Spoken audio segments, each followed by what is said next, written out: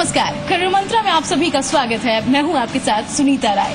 Career मंत्रा में आज हम बात करेंगे इंजीनियरिंग की। इंजीनियरिंग कुछ ऐसे करियर ऑप्शंस में से एक है जो ज्यादातर स्टूडेंट्स करना चाहते हैं, लेकिन ये उतना आसान नहीं है क्योंकि इसका दायरा बहुत बड़ा है।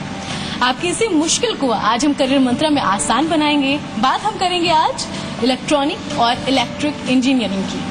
तो चलिए, करियर मंत्रा में आज हम बात करेंगे इलेक्ट्रॉनिक और इलेक्ट्रिकल इंजीनियरिंग की, और इसके लिए मैं पहुंची हूं राजधानी इंजीनियरिंग कॉलेज। इस वक्त मेरे साथ मौजूद हैं प्रोफेसर पुनीत शर्मा, जो कि यहाँ के रजिस्ट्रार और डीन एकेडमिक्स हैं। Welcome sir. Hello sir, electronic और इलेक्ट्रिकल सुनने में ये सिमिलर है, लेकिन दोनों में फर्क कितना है? जी, देखिए, इलेक्ट्रिकल कोर ब्रांच के बतौर जानी जाती है, पावर जनरेशन, पावर डिस्ट्रीब्यूशन। फिर उसका आता है होम अप्लायंसेस। इलेक्ट्रॉनिक्स, जहां हम इलेक्ट्रिकल हाई वोल्टेज पर काम कर रहे हैं, इलेक्ट्रॉनिक्स सूक्ष्म वोल्टेज पे, यानी कि 5 वोल्ट और 12 वोल्ट पर काम करना है। Television, your camera, microphone, this all is electronics and communication engineering. Mobile phones and all. तो जो सूक्ष्म रूप है वो इलेक्ट्रॉनिक्स एंड कम्युनिकेशन है। बड़ा रूप जो है, जहाँ हाई वोल्टेज है, वो इलेक्ट्रिकल इंजीनियरिंग है। तो जो स्टूडेंट इन दोनों अलग अलग ब्रांचेस में जाना चाहते हो, उनकी तैयारियों में कितना फर्क होगा और दोनों के स्कोप में कितना वेरिएशन आप देखते हैं? देखिए, जहाँ तक तैयारी का सवाल है तो 12वीं कक्षा के बाद में आपको प्रवेश लेना होता है। तैयारी तो दोनों की सिमिलर ही है। कहीं कहीं कह सकते हैं कि कभी कभी इलेक्ट्रिकल इंजीनियरिंग की वरीयता पहले हो जाती है, कभी इलेक्ट्रॉनिक्स की वरीयता पहले हो जाती है। ऐसा कोई मोटे तौर पर डिफरेंस नहीं है। सबसे इम्पोर्टेंट है कि आपको क्या करना है। और जहाँ तक फिर प्लेसमेंट का सवाल आ जाता है, तो जहाँ इलेक्ट्रिकल इंजीनियरिंग में थोड़ा सा पर्सनालिटी आपकी एक्सट्रोवर्ट चाहिए, क्योंकि आपको बहुत सारे लोगों को मैनेज भी करना होता है। पावर प्लांट में आपको काम करना है। इलेक्ट्रॉनिक्स में वहीं आप विजुअलाइजेशन आपका बहुत स्ट्रांग होना चाहिए। चीजों को हवा में आप सोच सकें, जैसा कि इलेक्ट्रॉन है, किसी ने देखा नहीं है, और पूरी इलेक्ट्रॉनिक्स इंजीनियरिंग उसी के ऊपर आधारित है। तो आपकी विजुअलाइजेशन पावर अच्छी है तो फिर आप इलेक्ट्रॉनिक्स एंड कम्युनिकेशन में जाएं। चलिए, तो दोनों के लिए अलग अलग रिक्वायरमेंट है, लेकिन तैयारियां एक सी हैं। लेकिन दोनों के सैलरी स्ट्रक्चर में कितना फर्क है? अगर हम प्लेसमेंट्स का आपने जिक्र किया, प्लेसमेंट, जॉब एवेलेबिलिटी, कितना फर्क है दोनों में? देखिए, शुरुआती तौर पर की हम बात करें तो फर्क तब पड़ जाता है जो कि electronics and communication IT pool branch भी मानी जाती है। आप अपना प्लेसमेंट आईटी यानी कि सॉफ्टवेयर के अंदर आप ले लेते हैं, तो वहां मोटा फर्क पड़ जाता है। लेकिन लंबे तौर पर अगर आप देखें, करियर की सिर्फ जॉब ही एकमात्र क्राइटेरिया नहीं होता है किसी भी जॉब सेटिस्फेक्शन के लिए। तो कोर ब्रांचेस में जाना सुरक्षित होता है, क्योंकि डाइवर्सिफिकेशन आपके लिए आसान है। कोर ब्रांच के बाद डिजाइनिंग में भी जा सकते हैं, सेल्स में भी जा सकते हैं, मार्केटिंग में जा सकते हैं, कंसल्टेंसी में जा सकते हैं।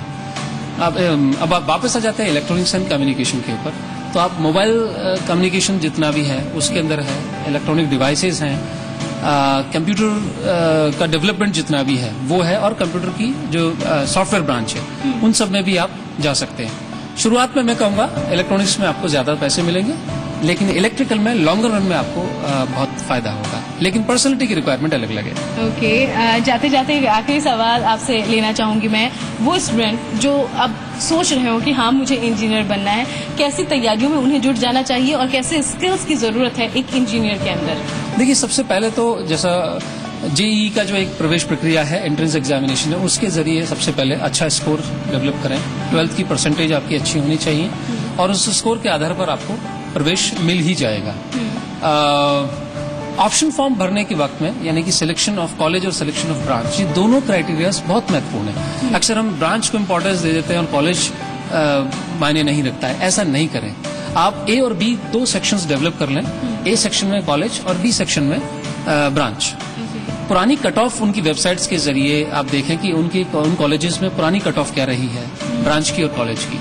उसके आधार पर कॉम्बिनेशन में फिर आप चूज करें। कॉलेज सेलेक्ट करते वक्त सबसे पहले कुछ चुनिंदा कॉलेजेस की विजिट करें, वहाँ की फैकल्टी से इंटरेक्ट करें, लेबोरेटरीज को देखें, वहाँ के पुराने प्लेसमेंट ट्रैक को देखें। उसके आधार के उन सब बातों को जब आप मिलाकर तैयार करेंगे तो आप अपना निर्णय आराम से सक्षमता से ले सकते हैं। एडमिशन हो गया, पढ़ाई कर ली, जाते जाते सक्सेस मंत्र क्या? एक कामयाब इंजीनियर बनने के लिए कौन से स्किल्स, कौन से गुण आप में होने चाहिए? जी, इंजीनियरिंग में जैसा कि सबसे पहली स्ट्रांग रिक्वायरमेंट है स्ट्रांग कम्युनिकेशन स्किल्स।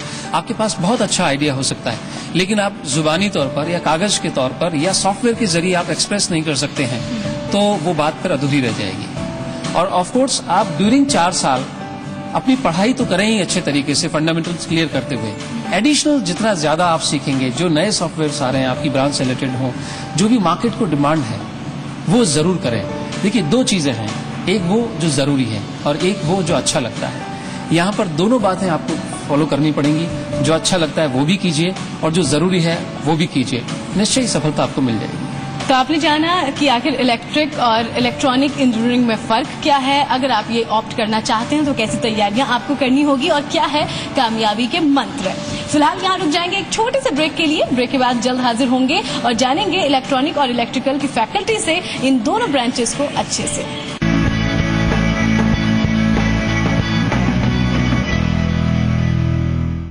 देश, समाज, राज्य के भविष्य और उसकी नींव का आधार, ये आपकी सरकारों की प्राथमिकता क्या है? आज भी नहीं है, इसके साथ तो मैं सहमत नहीं हूँ, लेकिन बीच बीच में नहीं रहा है, ये भी तय है। क्योंकि शिक्षा प्रणाली में शिक्षा के साथ जितने प्रयोग किए गए उतने शायद किसी और के साथ प्रयोग नहीं किए। आप राइट टू एजुकेशन लेकर के आ गए, लेकिन अब आज हालात ये हैं कि घर के भूखे बैठे हैं और पड़ोसी आनंद कर रहे हैं। भवनों की स्थितियां ये हैं कि बच्चे बैठ जाए, जोर से बारिश आ जाए, भवन गिर जाएंगे। है कि ये चर्चा के मुद्दे ज्यादा बने हैं, कमियां हैं, इसको स्वीकार करने को, लेकिन इतनी भारी मात्रा में नहीं है।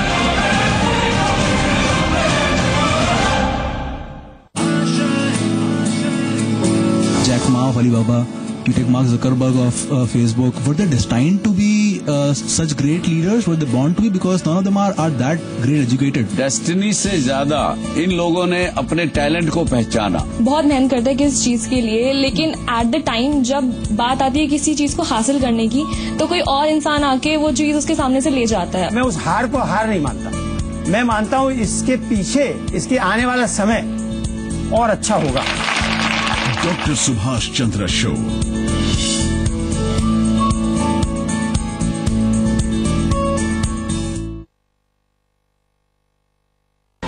उठेंगे सवाल हक के लिए, छिड़ेगी बहस सच्चाई के लिए, हर अहम मुद्दे पर उठेगी आपकी आवाज। जब बोलेगा राजस्थान, बोले राजस्थान, शाम 5:30 बजे सिर्फ जी राजस्थान न्यूज पर। रूप मंत्रा आयुर्वेदिक फेस क्रीम, इसमें है 12 खास आयुर्वेदिक जड़ी बूटियों का संतुलित मिश्रण। ये चेहरे की त्वचा में समाकर उसे अंदर से निखारे और अंदर से स्ट्रॉन्ग बनाए, ताकि चेहरा रहे रोशन और अंदर से हो पोषण। Roop Mantra ayurvedic face cream and face wash, ये कोई कॉस्मेटिक नहीं, आयुर्वेदिक औषधि है। Feel the power of engineering and IT, feel the power of humanities, feel the power of science, feel the power of service, feel the power of generally, feel the power of training and placement, feel the power of imagination, Feel the power of commerce and management. Pyani Group of Colleges. Yes, where you can trust.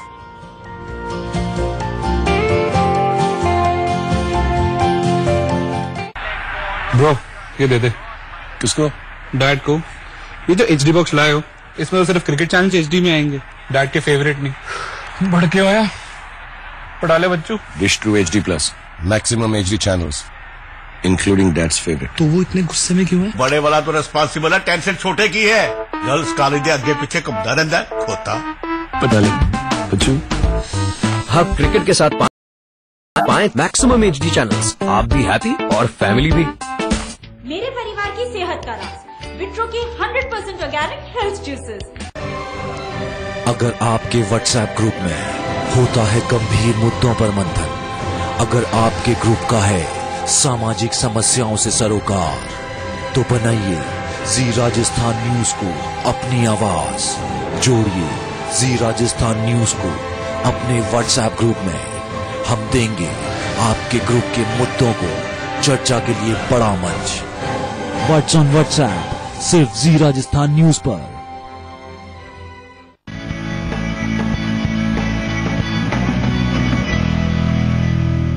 Welcome back. Career मंत्रा में आज हम बात कर रहे हैं electronic और electrical engineering की। Break के पहले हमने जाना कि आखिर ये दोनों ब्रांचेस हैं क्या और कितने स्कोप्स आपके सामने होंगे करियर ऑप्शन के तौर पर। अब हम इन सब्जेक्ट्स को जानेंगे, इनके बारे में बातचीत करेंगे। मेरे साथ इस वक्त मौजूद हैं प्रोफेसर विजय श्री, जो कि इलेक्ट्रिकल इंजीनियरिंग पढ़ाती हैं यहाँ पर। उनसे जानते हैं। Welcome ma'am.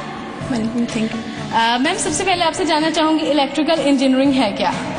आज हम डेली यूज में भी देखते हैं कि इलेक्ट्रिसिटी का हर जगह बहुत ज्यादा इंपॉर्टेंट रोल है। कहीं पे भी थोड़ी देर के लिए भी हम देखते हैं कि इलेक्ट्रिसिटी की कट ऑफ हो रही है तो सारे काम रुक जाते हैं। इवन ट्रांसपोर्ट से लेके मैन्युफैक्चरिंग इंडस्ट्रीज हैं, सब जगह इलेक्ट्रिसिटी का एक बहुत अच्छा इंपॉर्टेंट रोल है। इलेक्ट्रिकल इंजीनियरिंग की बात करें तो बहुत ज्यादा गर्ल्स नहीं आती इस फील्ड में, तो गर्ल्स को क्या मैसेज देंगे आप अपनी तरफ से और कितना चैलेंजिंग हो जाता है ये? मैम मैं तो गर्ल्स के लिए यही मैसेज करना चाहूंगी कि इलेक्ट्रिकल इंजीनियरिंग के लिए गर्ल्स ने ऐसा मतलब सोच रखा, उन्होंने ऐसी मेंटालिटी बना रखी है कि गर्ल्स के लिए ये ऐसा फील्ड नहीं है। जबकि मैं ये मानती हूँ कि एक इलेक्ट्रिकल इंजीनियरिंग ज्वाइन करने से हमारे पास दो ऑप्शन ओपन हो जाते हैं। अगर आप गवर्नमेंट जॉब में जाना चाहते हैं तो एक बहुत अच्छा ऑप्शन है, और अगर आप कोई इंडस्ट्री से प्राइवेट जॉब करना चाहते हैं तो भी बहुत सारे ऑप्शन हम देखते हैं कि हमारे जितने भी JEN है, AEN है, सब इसी इलेक्ट्रिकल इंजीनियरिंग के थ्रू ही वो सेलेक्ट होते हैं। और प्राइवेट जॉब्स के अंदर हम ये मानते हैं कि इलेक्ट्रिकल इंजीनियरिंग में कुछ ऐसे सब्जेक्ट्स भी हैं जो ये गर्ल्स चाहती हैं कि हम फील्ड वर्क नहीं करना चाहते हैं, हम सिर्फ ऑफिस वर्क करना चाहते हैं। तो इसके अंदर कुछ ऐसे सब्जेक्ट्स भी हैं जैसे मशीन डिजाइन है, ट्रांसफार्मर डिजाइन है। तो हम देखते हैं कि इलेक्ट्रिसिटी का जो जनरेशन है टोटली ट्रांसफार्मर पे डिपेंड करता है, और ट्रांसफार्मर की डिजाइन एक बहुत बड़ा रोल है जो गर्ल्स पे कर सकती है। गर्ल्स इसमें बहुत इंपॉर्टेंट रोल पे कर सकती है। तो मैं ये मानती हूँ कि इस मेंटालिटी को बदलना चाहिए और गर्ल्स को इलेक्ट्रिकल इंजीनियरिंग से जुड़ना चाहिए। थैंक यू सो मच विजयश्री। और चलिए अब बात करते हैं इलेक्ट्रॉनिक इंजीनियरिंग की। मैं इस वक्त मौजूद हूँ इलेक्ट्रॉनिक इंजीनियरिंग की लैब में और मेरे साथ हमारे फैकल्टी मिस्टर मनीष तिवारी मौजूद हैं। Welcome sir. Thank you. Sir electronic engineering ये वर्ड तो हमने सुन लिया, इसे समझना भी चाहेंगे, ये है क्या? देखिए दरअसल इलेक्ट्रॉनिक्स इंजीनियरिंग में इलेक्ट्रॉनिक्स के मोशन के आधार पे जो करंट जनरेट होता है उस करंट के मूवमेंट की वजह से whatever voltage variations and all those things they come into picture, that is called as electronics engineering. So we can broadly we can say that it is a branch of engineering which deals with dynamics of electrons. कई branches ऐसी हैं जैसे mechanical engineering हो गया, उसमें आसान रहता है, लेकिन इलेक्ट्रॉनिक्स चूंकि सिर्फ 12वीं में सिर्फ एक चैप्टर में पढ़ाई जाती है तो शुरुआत में स्टूडेंट्स को समझने में थोड़ी दिक्कत आती है, लेकिन जैसे जैसे वो आगे बढ़ते हैं तो उन्हें पता चलता है कि इलेक्ट्रॉनिक्स का स्कोप कितना वास्ट है। हम देखते हैं कि आज के समय में जितने भी इक्विपमेंट्स हैं, चाहे वो मैकेनिकल हो, इवन सिविल इंजीनियरिंग के कई सारे प्रोजेक्ट्स जो हैं वो भी इलेक्ट्रॉनिक्स से गवर्न होते हैं, कंट्रोल होते हैं। Everywhere you go, whether it is bioinformatics, whether it is biomedical engineering, whether it is robotics, तो इलेक्ट्रॉनिक्स इंजीनियरिंग जो है वो सभी जगह देखने को मिलती है और सारे इक्विपमेंट्स का कंट्रोल आजकल इलेक्ट्रॉनिक्स के ही जरिए किया जाता है। चूंकि बाकी सब में तो आपको इक्विपमेंट का मोशन होता हुआ दिखता है, यहाँ इलेक्ट्रॉन का मोशन होता हुआ नहीं दिखता है। So most of the things that are there, they are based upon the equations which are basic you can say foundation of electronics. तो उन इक्वेशंस के आधार पे हम अज्यूम करते हैं कि इलेक्ट्रॉन किस तरफ मूव हुआ होगा, करंट किस तरफ जाएगा, कुछ लॉज हैं, कुछ बेसिक मैथमेटिकल फार्मूलेज हैं, उनके आधार पर हम मशीन्स को और सिस्टम्स को डिजाइन करते हैं। तो आपने सुना और जाना कि इलेक्ट्रॉनिक इंजीनियरिंग है क्या, और अगर आप ये करना चाहते हो तो आपको क्या कुछ करना होगा, कितनी तैयारी करनी होगी। अब चलिए सीधे आपको लिए चलते हैं उन स्टूडेंट्स के पास जिन्होंने इलेक्ट्रिकल और इलेक्ट्रॉनिक इंजीनियरिंग से जुड़े हुए कुछ खास प्रोजेक्ट तैयार किए हैं। ये एक generation of mechanical spider robot है।